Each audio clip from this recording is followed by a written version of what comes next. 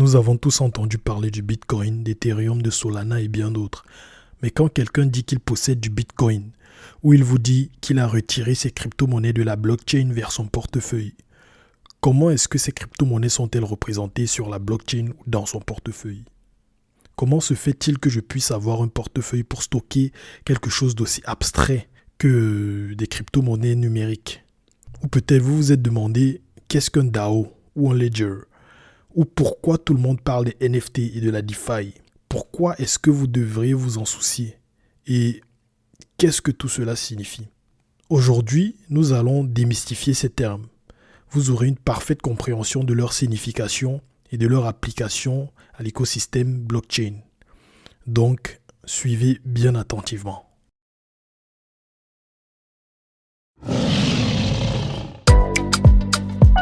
Bienvenue sur le podcast des héros, où nous parlons de la tech et apprenons des héros du passé et du présent pour devenir ceux du futur. Je suis votre hôte, Damien Domer.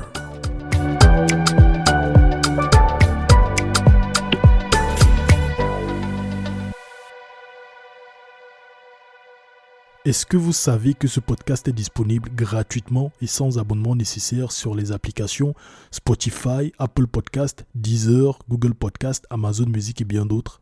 Les liens vers le podcast sur chacune de ces plateformes sont dans la description de cet épisode. Et n'oubliez pas de vous abonner s'il vous plaît. Et si vous aimez, laissez une bonne note s'il vous plaît pour que l'algorithme puisse le proposer à un maximum de personnes. Merci. Avant d'entrer dans le vif du sujet, si vous voulez en savoir plus sur le Web3, gagner de l'argent avec les cryptos, les NFT et en savoir plus sur la Metaverse et d'autres, j'ai fait une liste des meilleurs livres que j'ai pu trouver sur les sujets. Suivez les liens vers les livres que j'ai rajoutés dans la description de cet épisode. Et ces livres, en fait, ils condensent des années d'expérience et de recherche de plusieurs personnes, plusieurs experts sur les sujets. Et ils vous feront gagner beaucoup de temps si vous vous y intéressez. Nous allons commencer avec les crypto-monnaies ou les tokens. Et tokens signifie jeton en anglais. Donc, qu'est-ce qu'une crypto-monnaie? Quand quelqu'un vous dit j'ai un Bitcoin, qu'est-ce que ça signifie? Ou j'ai un Ethereum ou deux Solana, qu'est-ce que ça signifie en fait? Je parie que vous pensez à un fichier qui se trouve quelque part dans la blockchain. Genre, un Bitcoin est représenté par un fichier quelque part dans la blockchain. Ou, je sais pas, une entité numérique quelque part dans la blockchain. Mais en fait, ce n'est pas ça. En fait, un token est une entrée dans un ledger qui est associé à une adresse dans la blockchain. Et ce token n'est accessible que par la personne qui possède la clé privée de cette adresse. Et aussi, quand quelqu'un vous dit que j'ai retiré mes bitcoins de la blockchain pour le mettre dans mon wallet, en fait, il ne retire pas vraiment les bitcoins. Ce qu'il fait, c'est qu'il prend juste sa clé privée et il la met dans son wallet.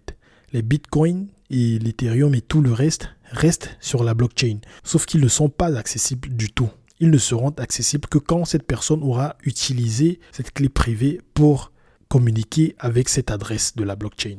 Et je profite pour parler aussi du ledger. C'est quoi le ledger?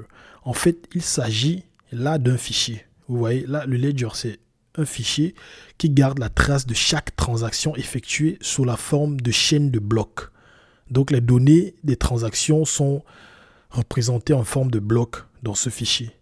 En d'autres termes, il s'agit d'un fichier numérique contenant un enregistrement de chaque transaction effectuée ou de chaque crypto-monnaie échangée, tout comme une banque. Mais contrairement à une banque, ce fichier n'est pas stocké par une entité centrale.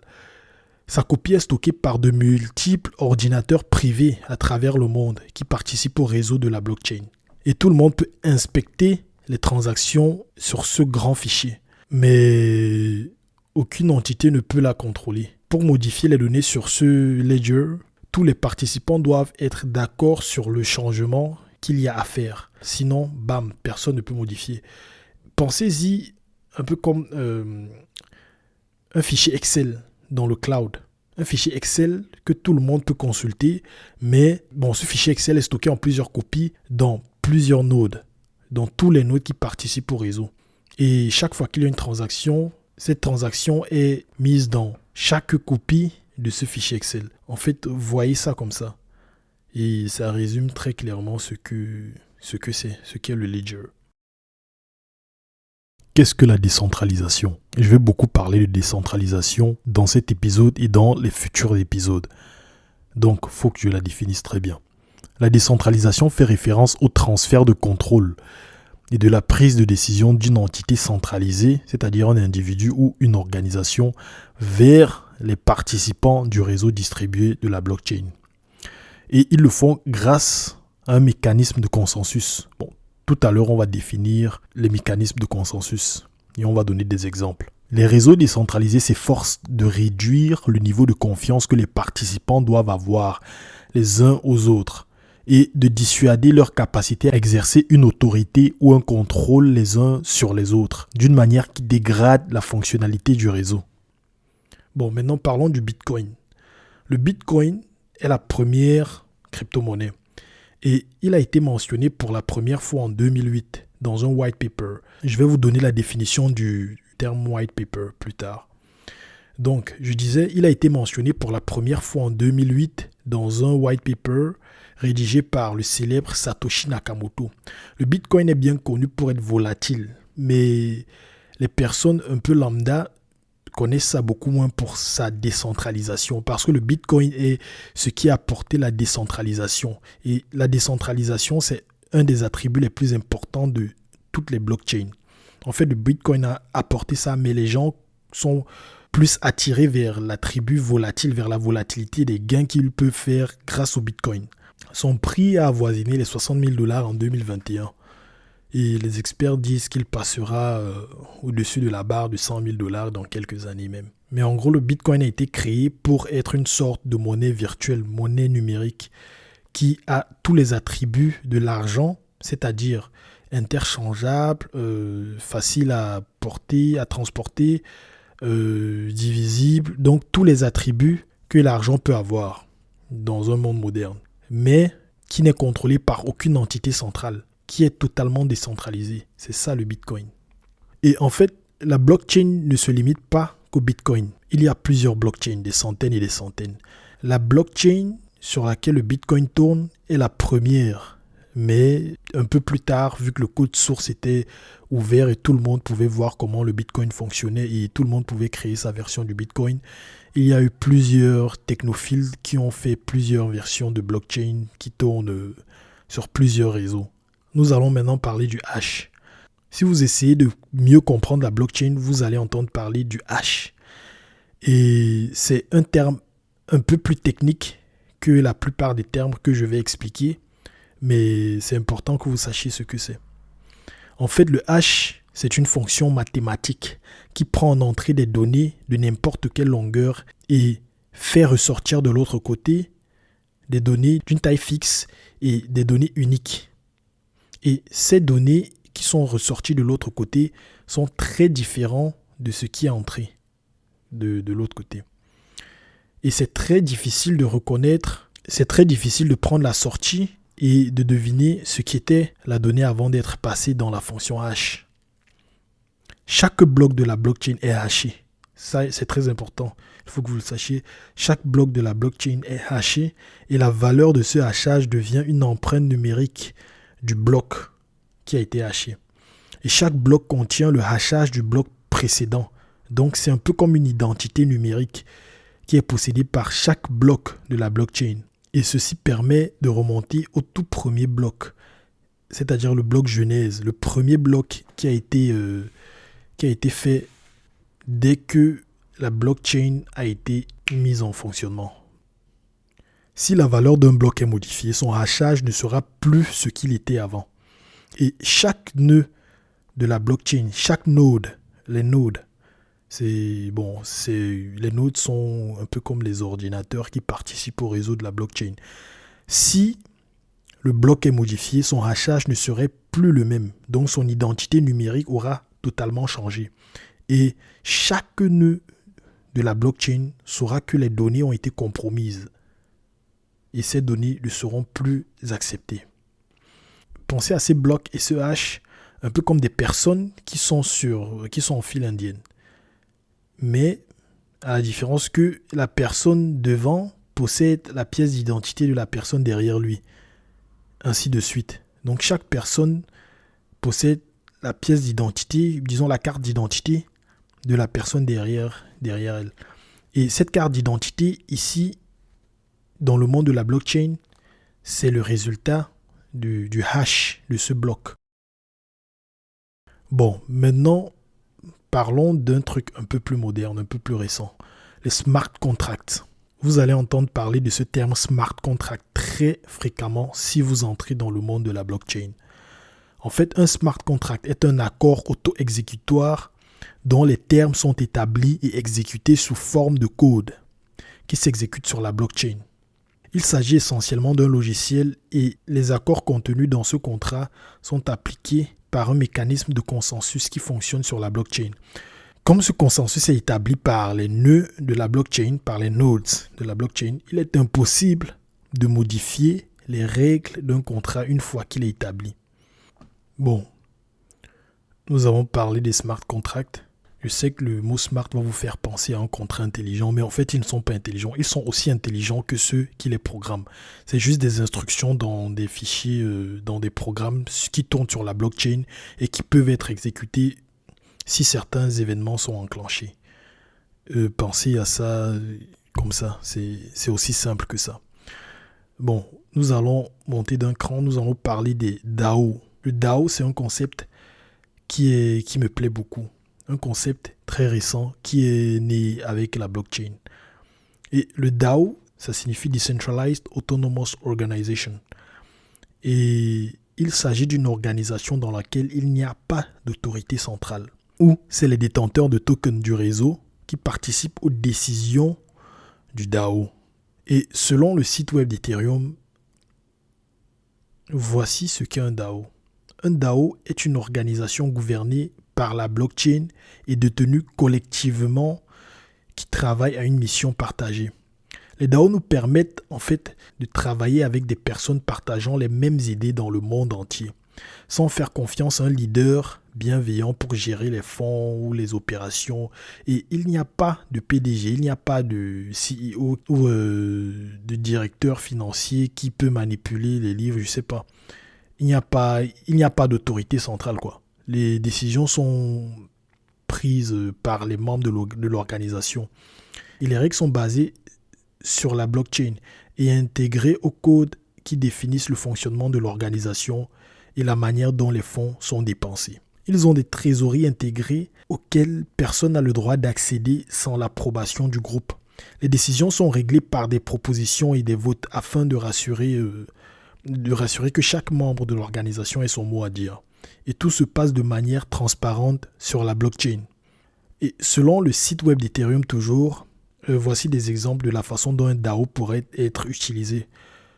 Un DAO peut être utilisé comme pour une organisation caritative où vous pourriez accepter des dons de n'importe qui dans le monde et voter sur les causes à financer. La propriété collective vous permet aussi d'acheter des actifs physiques ou numériques et les membres pourraient voter sur la façon dont ils vont les utiliser. Ils vont utiliser ces biens. Les entreprises et des subventions, le DAO pourrait être aussi utilisé par des entreprises pour des subventions et où on pourrait créer un fonds de capital risque qui met en commun des capitaux d'investissement et les membres du DAO pourraient voter pour les entreprises à soutenir avec ce fonds de capital risque. Et plus tard, les bénéfices engendrés pourraient être distribués entre les membres du DAO. Le DAO fonctionne grâce à un smart contract qui définit les règles de l'organisation au préalable et ça détient la trésorerie du groupe. Une fois que le smart contract est mis en ligne avec toutes ces instructions sur comment gérer la trésorerie, personne ne peut modifier ces règles, sauf si un vote est fait par les membres de l'organisation du DAO. Si quelqu'un essaye de faire quelque chose qui n'est pas en accord avec les règles et la logique du code, il échouera. Et comme la trésorerie est définie par des smart contracts, cela signifie que personne ne peut dépenser l'argent sans l'approbation du groupe. Cela signifie que les DAO n'ont pas besoin d'une autorité centrale et au lieu de cela, le groupe prend des décisions collectives et les paiements sont automatiquement autorisés lorsque les votes sont passés. Maintenant, parlons du mécanisme de consensus. Parce que ce mécanisme de consensus, c'est la clé derrière les smart contracts, les DAO et tout ça. C'est grâce à ce mécanisme que les fonds sont stockés par le DAO dont on a parlé précédemment. Et c'est grâce à ce mécanisme de consensus que ces fonds sont sécurisés et sont bien gérés, sont sûrs d'être bien gérés. En fait, le terme mécanisme de consensus fait référence à l'ensemble des protocoles et d'incitation qui permettent à un réseau de nodes, de nœuds, de se mettre d'accord sur l'état de la blockchain. Les exemples de mécanismes de consensus incluent Proof of Work, Proof of Stake et bien d'autres. Il y a beaucoup de types de mécanismes de consensus. Certains même ne sont pas encore implémentés parce qu'ils sont encore en phase théorique et on ne sait pas encore vraiment comment les implémenter de façon à ce qu'elles soient sécurisées et fiables. Et actuellement, à l'heure que je vous parle, le monde n'est pas trop en accord avec le Proof of Work parce que apparemment ça consomme beaucoup trop d'énergie. Parce que le Proof of Work, les ordinateurs qui participent au réseau blockchain doivent exécuter des tâches qui consomment beaucoup d'énergie pour valider les blocs de la blockchain. C'est pour ça que les gens, il y a certains pays qui sont réticents à accepter des mineurs de blockchain et tout. Et aussi, c'est l'une des raisons pour lesquelles l'Ethereum, qui est l'une des blockchains les plus célèbres, la blockchain de l'Ethereum a migré du Proof of Work vers le Proof of Stake il y a quelques mois. Et cette migration a pris des mois de trial and error. Essais, échecs, correction de bugs et beaucoup d'étapes. Maintenant, parlons des wallets, des portefeuilles. En fait, les portefeuilles, c'est juste un logiciel ou un dispositif physique qui stocke vos clés privées. Et ces clés privées-là sont celles qui sont utilisées pour accéder à votre adresse sur la blockchain. C'est tout, c'est juste ça. Le portefeuille ne stocke pas votre Bitcoin ou vos transactions ou l'historique de vos transactions ou un fichier magique, je sais pas. Non, ça stocke juste vos clés privées. C'est pour ça qu'il est très important que personne n'ait accès à votre portefeuille, à votre wallet. Que ce soit un wallet physique ou un wallet digital comme MetaMask, ou un wallet physique comme Trezor ou Ledger ou je sais pas quoi. Très important de le garder secret et aussi de garder secret votre mot de passe pour accéder à ce wallet. Sinon, quelqu'un pourrait avoir accès à votre clé privée et bam, récupérer tous vos investissements et vos crypto-monnaies et tout. Parlons des NFT. Ces NFT qui sont partout sur la toile et ces NFT qui me font penser aux singes extraterrestres, aux lazy apes, aux lions enragés qui se sont vendus pour des millions de dollars sur Internet quand le monde devenait fou. En fait, les NFT, c'est une abréviation pour Non-Fungible Tokens. C'est un type de token, un peu comme le Bitcoin. Le Bitcoin, c'est un token, ou l'Ethereum, c'est un token. Sur la blockchain Ethereum, il y a des tokens avec des spécifications différentes. Le token Ethereum, qui est la crypto-monnaie, a des attributs que le NFT n'a pas.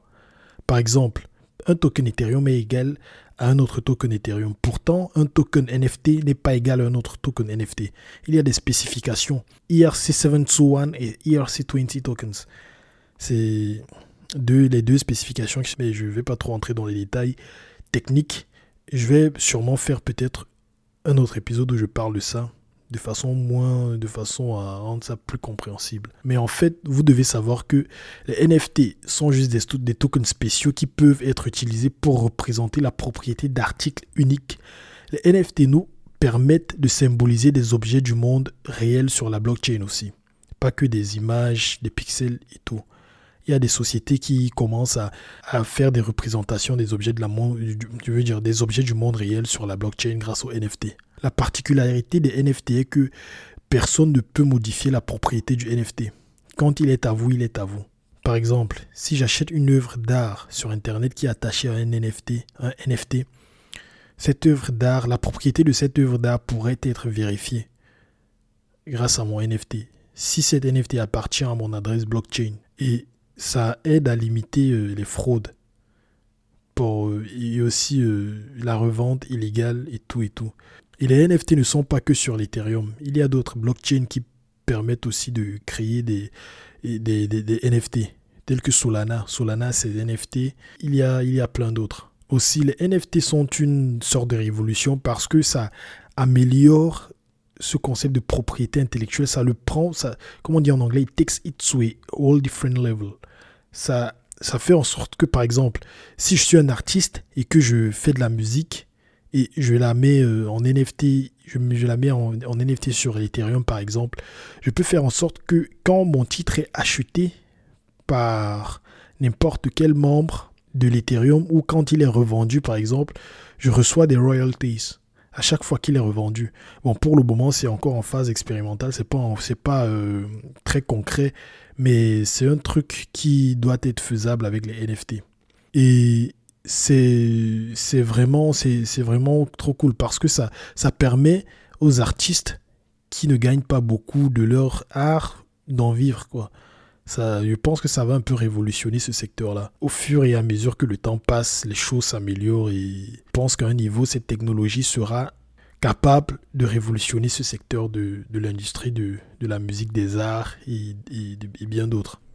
Bon, il y a un terme que j'aurais dû mentionner plus tôt, mais bon, c'est pas grave, l'épisode n'est pas terminé. Parlons de la blockchain. La blockchain est simplement une structure de données dans laquelle les informations sont stockées sous forme de blocs qui sont reliés entre eux. Plutôt quand je vous parlais du hash, je vous parlais des blocs qui sont reliés entre eux grâce à l'identifiant du bloc précédent. Genre si je suis un bloc, j'aurai l'identifiant du bloc précédent et le bloc qui me suit aura mon identifiant. Ouais, c'est un peu ça. C'est sous cette forme-là que la blockchain opère. Et vous me direz, qu'est-ce qu'une structure de données? En fait, une structure de données, c'est juste une simple façon d'organiser et stocker les données, c'est tout. C'est juste ça, aussi simple que ça. Revenons sur des termes un peu plus abstraits. La DeFi, là parlons de la DeFi. J'aime beaucoup ça, j'aime ce sujet. Bon, pour vous dire DeFi, c'est quoi? DeFi, c'est Decentralized Finance en anglais. Mais on peut dire en français la finance décentralisée. Et c'est un terme qui est donné à tout l'ensemble d'activités financières peer-to-peer qui se déroulent sur la blockchain. La DeFi propose des services financiers offerts par les banques actuelles du monde réel, le monde dans lequel nous sommes. Sauf que les entités centrales n'y sont pas. Ces entités centrales qui sont les banques, il n'y en a pas. C'est ça la différence. Et certains de ces services comprennent le prêt, l'épargne avec intérêt, l'emprunt, l'assurance et bien d'autres. Ces services ont un avantage que le système bancaire traditionnel n'a pas. Par exemple, sur la DeFi, il n'y a pas d'entité centrale. Il n'y a pas de Big Brother qui regarde tout ce qu'on fait et qui contrôle tout ce qu'on fait. Vous n'avez pas besoin de donner votre pièce d'identité et tout, c'est complètement anonyme. Déjà, rappelez-vous que le processus de consensus fonctionne en prenant en considération que tous les acteurs du réseau sont compromis. C'est des truands. Donc, le réseau ne fait confiance en personne et personne n'est censé devoir faire confiance en personne. Et tout se passe au niveau du consensus. Donc, du coup, c'est sécurisé. Malgré le fait que les gens sont anonymes et tout et tout. Les règles sont établies, vérifiables par tout le monde et carrées. Voilà.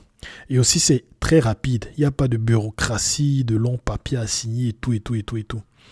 Vous vous demandez peut-être comment cela est-il sécurisé. Bon, j'ai parlé de sécurité, mais je vais un peu plus loin. La DeFi fonctionne grâce au smart contract et le processus de consensus sur la blockchain. En fait, cette technologie est construite en partant du principe que chaque acteur du réseau n'est pas digne de confiance, comme je l'ai dit plus tôt. Et les instructions qui concernent une transaction sur un smart contract ne peuvent pas être modifiées une fois qu'elles sont lancées. Bon, je vais vous prendre un exemple pour que ça soit un peu plus clair. Par exemple, un smart contract peut être chargé d'envoyer des fonds d'une adresse sur la blockchain à une autre adresse. Et ces transactions, ces envois sont censés être faits régulièrement sur la base d'un accord conclu par les propriétaires des deux adresses. Et ces instructions ne peuvent être changées ou modifiées une fois qu'elles sont mises dans le smart contract et déposées sur la blockchain. On ne peut pas les modifier. Je trouve aussi que la DeFi c'est audacieux comme projet parce que ça vient vraiment, it challenges the financial system as we know it. Ça challenge le système financier. Et ce système financier qui est là depuis des centaines d'années se fait à un challenger qui est... je me demande bien, j'ai hâte d'être dans le futur pour voir comment ça va se passer. Comment l'adoption va être. Et c'est bien parce que les institutions financières d'aujourd'hui sont opaques. Elles sont basées sur des règles des infrastructures assez vieilles de plusieurs dizaines voire centaines d'années. Des infrastructures et des processus très vieux. Alors que la DeFi vous donne le contrôle total de votre argent. Il n'y a pas de limite de retrait, pas de limite de dépôt, il n'y a pas ça. Il n'y a pas ça sur la DeFi. Et aussi, restez connectés parce que je vais bientôt publier un épisode sur la DeFi où j'entre dans les détails de la DeFi, comment ça fonctionne, les sociétés qui offrent des services de DeFi très très très innovants à la pointe de la technologie. Je suis sûr que vous allez aimer. Donc, abonnez-vous et suivez-moi sur les réseaux sociaux et ne manquez pas le prochain épisode. Ne manquez surtout pas. Maintenant, parlons du Block Explorer. Vous savez que vous avez la possibilité d'explorer les transactions qui se passent sur la blockchain en temps réel. Bon, au cas où vous ne le savez pas, c'est possible grâce au Block Explorer. En fait, le Block Explorer, c'est juste un outil qui nous permet de, comme j'ai dit, monitorer les transactions sur la blockchain. La blockchain est ouverte, tout le monde voit ce qui se passe, d'où les transactions viennent et où ça va. Tout le monde voit ça, tout le monde est au courant et tout le monde peut inspecter, tout le monde peut regarder s'il y a un truc bizarre qui se passe. Maintenant, parlons des oracles. Je vous ai parlé des smart contracts plus tôt. Il y a ce qu'on appelle des oracles. Les oracles peuvent être des logiciels ou des objets physiques dans la vie réelle qui invoquent les smart contracts dans la blockchain. Et c'est grâce à ces oracles-là que les smart contracts peuvent un peu interagir avec le monde extérieur. Par exemple, un smart contract peut avoir des données sur la météo grâce à un oracle qui se trouve en dehors du smart contract et agir d'une certaine façon quand la météo et quand il y a un orage ou quand il fait beau et ainsi de suite. Vous allez peut-être me demander pourquoi la météo. Mais parce qu'il y a cette société d'assurance au Kenya qui ils ont apporté un concept qui me plaît vraiment beaucoup. C'est un concept d'assurer les fermiers kenyans qui subissent des pertes à cause du mauvais climat. Genre, ils les assurent, ils leur versent de l'argent quand il y a eu un fort orage, par exemple, qui a dévasté leur récolte et qui a rendu leur tâche de fermier difficile. Genre, ça détecte automatiquement et selon les conditions atmosphériques et tout, ça déclenche un paiement sur la blockchain. Je vais entrer en détail dans cette société et comment ça fonctionne et tout dans mon prochain épisode. Maintenant, parlons du white paper. Selon Binance, un white paper résume dans un seul document les informations importantes liées à un projet de blockchain ou de crypto-monnaie. C'est un moyen populaire d'expliquer le fonctionnement d'un certain projet et les problèmes qu'il vise à résoudre. En fait, ce document s'adresse aux investisseurs principalement, mais aussi aux contributeurs du réseau blockchain, puisque ce sont les acteurs les plus importants d'un projet de crypto-monnaie. Les premiers fournissent de l'argent, généralement en achetant les premiers tokens, et les seconds fournissent du code, et des bug fixes et des patchs pour faire évoluer le projet. En fait, lorsqu'une nouvelle crypto-monnaie ou une blockchain voit le jour, en général, un white paper l'accompagne. Et ce white paper explique au monde ce qu'elle fait, les spécifications techniques, les avantages, pourquoi vous devez acheter des tokens, le ICO, Initial Coin Offering, pourquoi vous devez acheter et tout. Et bon, ça me fait un peu penser au pitch deck. Vous savez, quand une startup veut lever des fonds, les fondateurs en général font un pitch deck où ils expliquent ce qu'ils font, pourquoi ils le font. Ça me fait penser à ça. Donc voilà, je vous ai expliqué les termes les plus populaires de l'écosystème blockchain. J'espère que vous avez compris. J'espère que ça vous sera utile. Et n'hésitez pas à laisser des commentaires, à liker. Je ne sais pas si vous êtes sur Spotify, Apple Music ou Google Podcast, mais likez. Et il y a un article, j'ai écrit un article anglais et français pour cet épisode. Et vous trouverez le lien vers cet article dans la description de cet épisode. Vous pourrez lire, voir les liens, les références, les ressources et tout. Et n'hésitez pas à liker.